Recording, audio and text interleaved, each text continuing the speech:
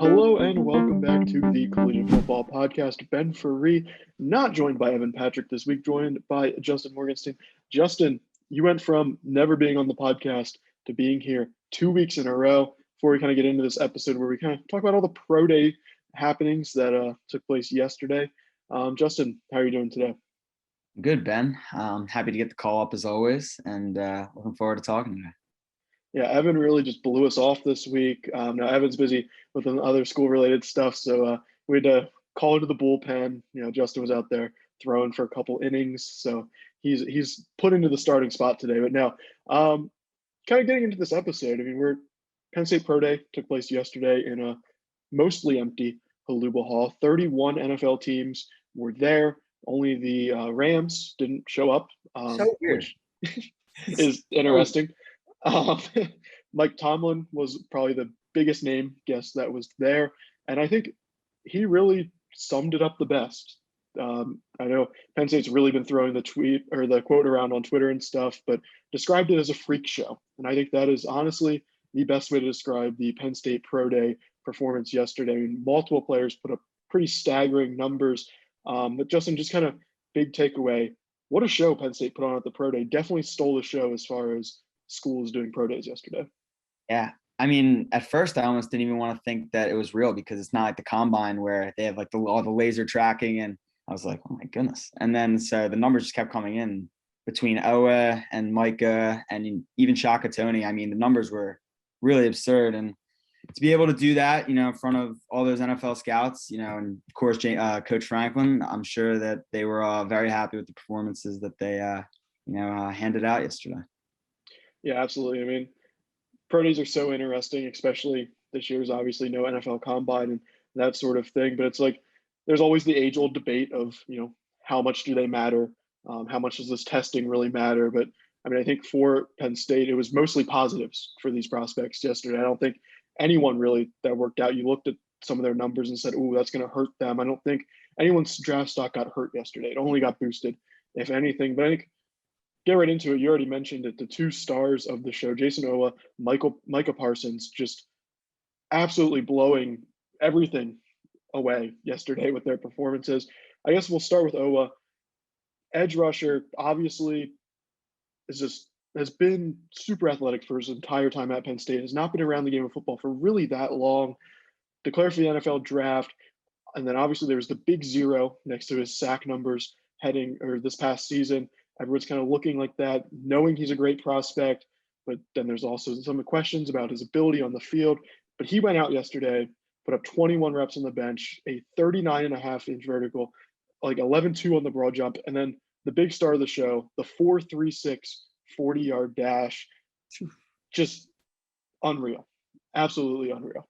Yeah, I mean, Saquon ran a 4.40, so I mean that just puts it a little bit into perspective, but I think everyone kind of knew what you were getting with Micah yesterday. Just everyone knows how physically gifted he is, and he's played multiple sports and done all that. But, for maybe a less household name nationally like Jayson Oweh, I mean, his draft stock yesterday could have been significantly changed. He was noticeably just dominating out there. I mean, between the vertical jump and the 40, which were, I think, by far his two most blowing away like events yesterday, it was ridiculous. I mean, he was turning heads. You could hear after his 40 the reactions from the coaches, like they were in awe of what he was doing. And for a guy of his size to be able to do that too, really impressive. And I mean, the 0 sacks thing, it's obviously something that has been a label next to him, I guess, since the season's been over. But to me, that's just such an overrated stat almost, because he was so active amongst the defensive line last year, and obviously a lot of attention was thrown at him. But his ability to be a presence in the run game is something that can't really be measured with sacks. And I think he really is gonna, at the NFL level, be able to show that off while still developing, because he's such a, like you said, he hasn't been playing football for even all that long.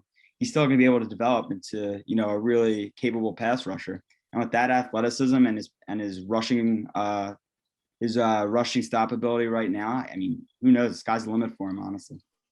No, absolutely. I mean, I think PFF put out yesterday that he had the highest run stop rate among edge defenders in college football during the 2020 season. So I think I mean, you know what you're getting kind of in a way when you look at him. I mean, he's athletically can do anything, really needs to mold and develop in that passing game. But I mean, just that raw athleticism is something that you could never coach that. That's just something that is there. I mean, it's really, there's no words to describe how fast you're in it. I mean, his 4.36, it was more than a tenth of a second faster than any 250-pound plus defensive lineman in the last 20 years has run at the combine. I mean, this is like generational athleticism from a prospect. And he's 6'5", 230 or 257 pounds. I mean, he's massive. He can run like, I mean, that pass rushing stuff will come as his game develops. I think he's a guy that a team is probably going to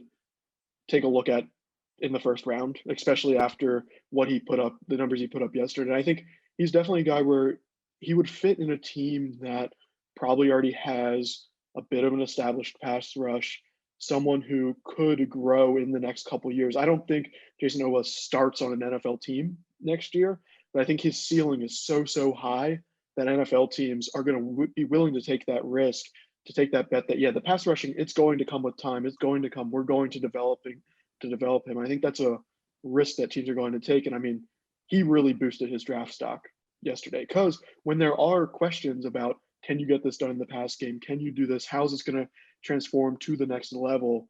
When you put up numbers like that, teams are way more willing to take a risk. And also, if he went out and put up okay numbers yesterday, teams would be like, okay, there's a couple red flags here. But I mean, that 4.36 is just insane.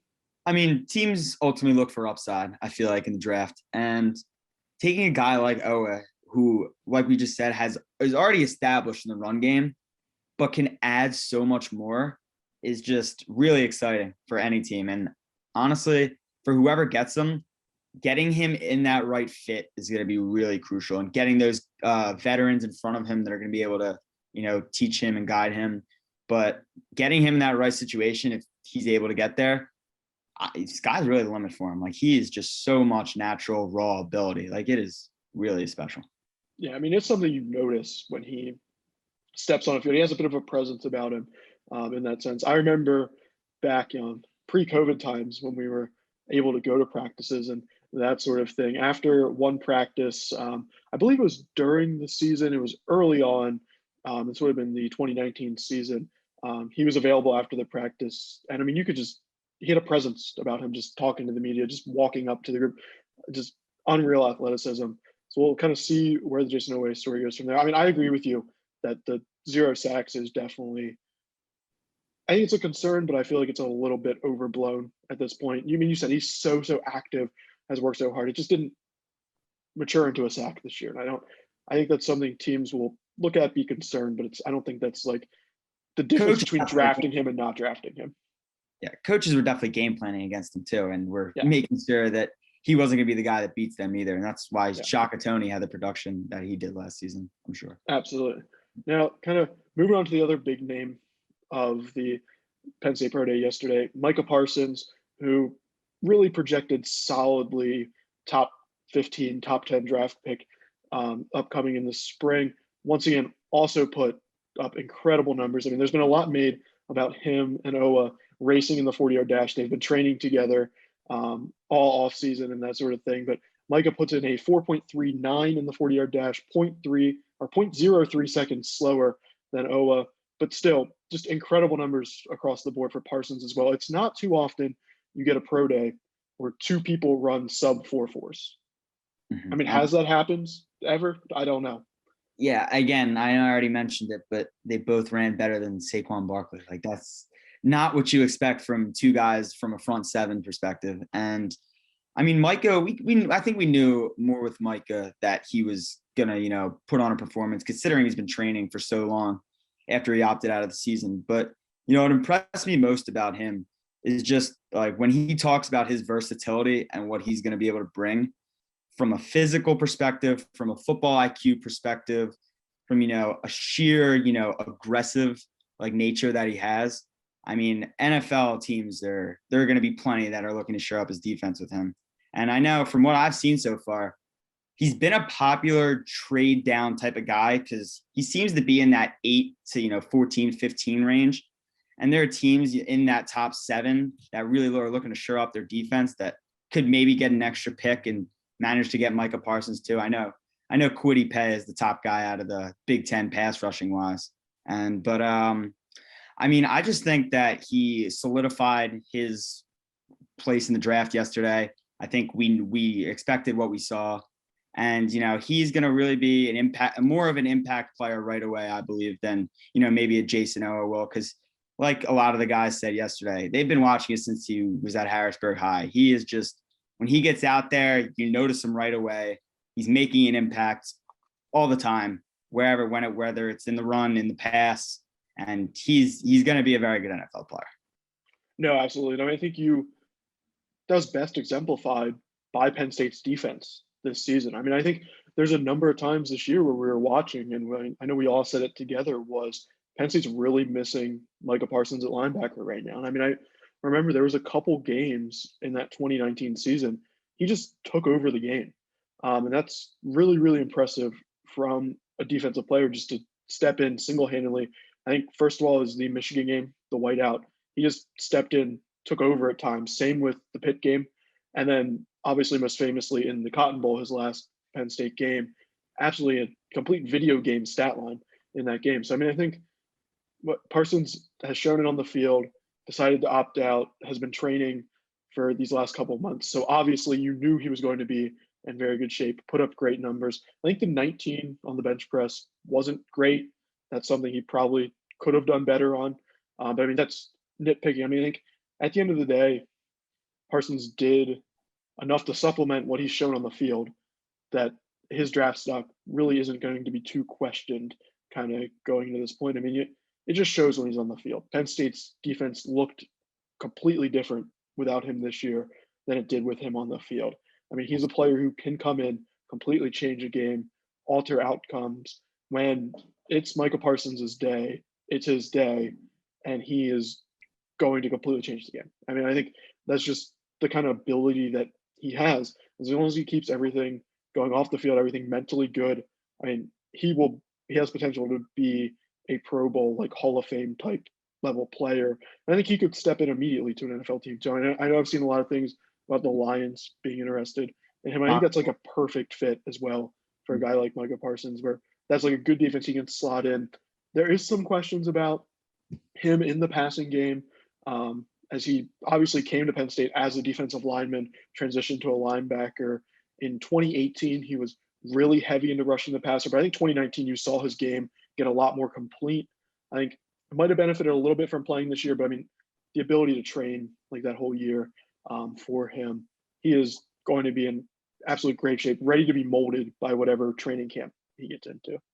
And bringing back up that versatility for a second, when he was talking to reporters yesterday, he didn't shut down the fact at all that he could move back to the defensive line either. Like he said, if an NFL team needs me to play that, I'm more than capable and comfortable with, shifting into more of a pass rushing role.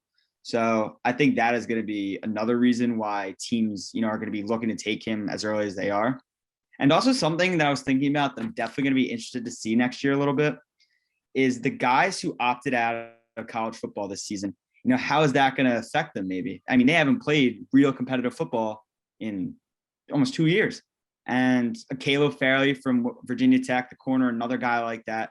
Just going to be interesting to see, how they transition the NFL with, taking that year off. And who knows, these guys are such talented players. They could easily just step in. They've been training all year and, do their thing. But it'll be interesting to see if there's, especially, we don't really know what's going on with preseason yet, to see if there's a little lag there. But, I expect him to do big things. And, I wouldn't really be too worried if I was an NFL team about that. No, there's multiple thoughts processes here. I'm more big on the field reps than testing numbers as far as people transitioning to the game.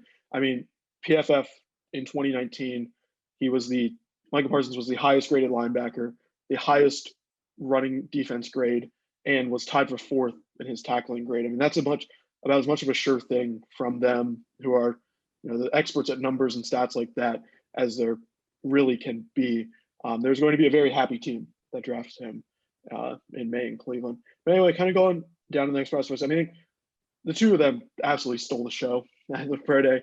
But I mean, I think we can't forget Pat Freiermuth as well. Also a fringe first round, more likely second round prospect at tight end. Obviously had the season ending shoulder injury. He didn't work out at all, or he didn't do any of the like testing drills yesterday at the pro day, just took part in like on the field workouts. But overall, Freiermuth, I think, just wanted to do that to prove that he is recovering from the shoulder injury and all is well there. Yeah, he ran some routes. I mean, he looked good in his limited time out there, but yeah, like you say, he didn't participate in any of the workouts. It's going to be really interesting to see where he falls because obviously you've Kyle Pitts, it's Kyle Pitts and the rest of the tight ends. He is going to be a really special player. And then you've Pat, and then you've I forget the kid's name from Miami, but a really talented player too. And he is also kind of like Jayson Oweh, that fringe first round to second round. But I could see that shoulder surgery putting him in the second round. But, any team who's going to get him, what is really good about him is unlike, Micah Parsons, who came out a few years ago, he's established both in the pass game and the block game, which is very valuable, for 12 personnel and the things that NFL teams run. So I think that whatever team gets him, assuming he's healthy next year, he's going to be able to be a guy that can make an impact right away, just because he's so established in all those areas. And, of course, he's like the others, he's physically gifted as well. What is he? I think he's 6'5", I believe. And he's just got a massive frame. So it should be a lot for him. I mean, Freiermuth's also a guy who played in 29 career college games and broke records from Micah Parsons. And like, that's what I mean. So I think he has the production on the field. He's coming from a proven place at Penn State where there is a history of tight ends taking that next jump to the NFL. I mean, I think it's all there. I think you do have a little concern about the injury. I think you're right. I think that will push him down a little bit, but I think that'll be a great second round pick for a team needing to have that tight end weapon. I mean, because he's versatile too. I mean, you mentioned it, the combination of run and pass blocking is something that not a lot of prospects have coming into the NFL and into the next level. Now, kind of moving on, next prospect on the defensive line, I think probably a guy who absolutely helped himself yesterday at the Penn State Pro Day. Shaka Toney put up very consistent, very good numbers, has definitely been a little overshadowed by Parsons and Oweh, but overall, Shaka Toney, he has that production. Character is about as good as it can be in any human anywhere. Shaka Toney, always very pleasant to talk to and interview, but Shaka Toney put up very good numbers and even had to deal with some COVID-related issues in training earlier this winter. I mean, if he was just running by himself yesterday, he would have really been the show. Like, he was not expected to put up the numbers that he did, around a 4.51, which is incredibly impressive for a guy of his size. And like you said, he obviously didn't put up the numbers that maybe Parsons or Jayson Oweh did before. But the thing with Shaka Toney is he is such an established football player that his football IQ combined with, just his instincts and his ability and his knowledge of the position of being a pass rusher is something that an NFL team is really going to appreciate. And he's right now going as a day 3 type of pick. Whoever gets him is getting somebody who's going to come into camp, compete, and is going to work anyone for a spot on the team. Like, he is a guy who works hard, and he said in his interview yesterday, I'm from humble beginnings. I'm always going to be able to work as hard as the next guy. And when you maybe can't compete with freaks of nature like Micah Parsons or Jayson Oweh, you can work as hard as them. So he's going to be a guy, what you're going to get with him. You're going to get a guy who's high football IQ, works hard, and is going to give a team everything he has. So I think that's something that's really going to benefit an NFL team. And it's underrated that he's, I think, 8th all time at Penn State in sacks. And he had plenty of production while he was here. And while he was overshadowed like those guys, like you said a little bit, I mean, an NFL team, I think, is going to be really happy to get him in the locker room, especially. Yeah, I think Shaka Toney, I think he will make an NFL roster, and I think he will have a successful NFL career. I mean, he's just that sort of guy that he will put in the work to do whatever it takes to be in that spot. And I thought it was really interesting how he said he lost 20 pounds after getting COVID-19 earlier in the winter, was able to put that weight back on. He's also said he's been working a lot with charity stuff. I mean, that's just the type of guy you're going to get with Shaka Toney. That character's never, ever been in question. So I think end of the draft guy, undrafted free agent potentially. I mean, I think he will add so much to a locker room, even coming in right away as a rookie. There's not a lot of questions about him. He certainly helped his draft stock at the pro day. And like you said, I mean, I think a lot more people would be talking about Shaka Toney if Micah Parsons, Jayson Oweh weren't at the Penn State pro day as well. So overall, very good performance from Shaka Toney. 4.51. A 4.51 is very, very good from a defensive lineman. I mean, you look at it, Penn State had two people run sub 4.3s and a 4.51. So basically 3 players at or under that 4.5 mark that are all defensive linemen or linebackers. I mean, that to put that into perspective is unreal. Yeah, I mean, I think I saw the stat. It was in 2019. I think Jayson Oweh and Micah Parsons would have been both the fastest at their positions by a lot. And Shaka Toney couldn't have been too far off, honestly, because the ability to run a 4.5 from a defensive end standpoint is something that a lot of teams look at, because speed off the edge in the NFL is just so critical in both the run and the pass game. So getting a guy like Shaka to be able to run that while having the football IQ that he does and having the experience that he does is something that I'm sure a lot of NFL teams were, definitely taking a look at. And the ones that were there are certainly going to remember it on draft night. Yeah, then kind of moving on, not too much on our last 3-4 prospects here they're taking on. I say 4 because of Steven Gonzalez, who worked out despite going undrafted and signing with the Cardinals and then being cut before the 53-man roster. I'm not sure how he was able to work out in the pro day. I think we were both confused. And I was like, wait, did I miss something? Steven Gonzalez played for Penn State in 2020? But I guess, yeah, it's crazy times, I guess. Yeah, I mean, Steven Gonzalez came back, put up normal numbers. I mean, I don't know. I feel like it has to be due to last year's pro day getting canceled, got another opportunity. But anyway, moving on. Michael Bennett only benched and then didn't do anything else. Was the only player that didn't speak to the media after the event. Not really sure. They're not going to really spend too much time on it and kind of move on. I think that's just the best thing to do there. Will Fries put up offensive lineman numbers, just kind of hoping to slot in as a late draft pick there. And then also Lamont Wade put up just numbers I think you would expect from him, also just trying to get in that fringe draft stage. A guy size-wise that will only ever cover slot guys in the NFL if he makes an NFL roster.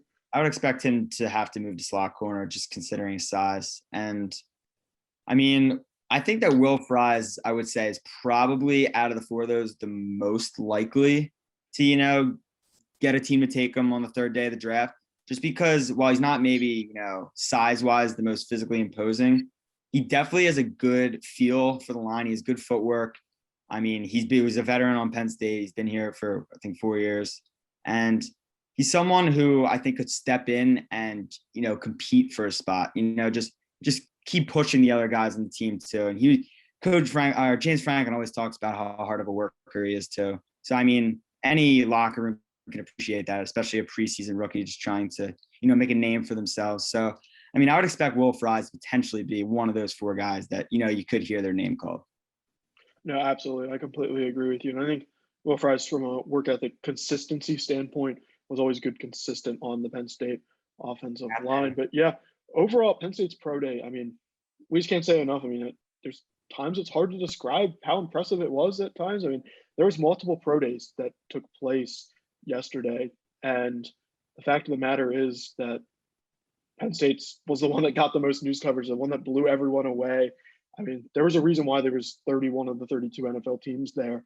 It was really, really impressive. And it'll be interesting to see kind of how this draft goes. I mean, obviously, everything's weird this season with a lot of top prospects opting out, with draft preparations being different than normal because of the coronavirus. So, I mean, I think it'll be really interesting to see how everything goes, how scouting has changed for some of these NFL teams. I mean, I think this year was definitely probably easier for them than last year was, but just overall, it'll be interesting to see kind of how this all plays out on draft day and kind of go from there. Mm-hmm. Anything else, Justin? Oh, I literally thought you were wrapping it up right now. No, I mean, I'm really excited for the NFL draft. I mean, it's going to be really interesting, like you said, just to see where they fall. I mean, Oweh and Pat Freiermuth is going to be, definitely close, I would say, to who gets picked first. But, Oweh's pro day yesterday, just wow, like still wow. I mean, I was watching it again. I almost wanted to think that the clocks were wrong because it wasn't the laser technology or anything. And I was like, when I saw him, then Micah, it was like, okay. I was like, okay. And then, I think that's it for me. I forget the exact number, but I do know that the laser technology does add a little bit of time to the hand clock, I believe, if I remember correctly. Either makes it faster, so I don't know. That was back. I don't know who I am here, spitting out draft knowledge. But anyway, Penn State Pro Day, again, overall, just wow, impressive are the two words to use to describe it. I mean, everything obviously is a grain of salt. And like I mentioned earlier, some people don't care about any of these testing numbers. Some people live and die by them. At the end of the day, we'll kind of see how NFL teams evaluate these players. Could come a couple ones in Cleveland for the NFL draft, which will be in person. Seems like it's going to be a semblance of normalcy there. But yeah, that's going to do it for this episode of the Collegian Football Podcast. We're surely going to have a bunch more NFL draft coverage as we get closer to the event. So make sure to follow the Collegian for all of your Penn State football coverage. Follow us on Twitter at PSU Football. Visit our website at collegian.psu.edu and make sure to subscribe on YouTube. Thanks for listening in.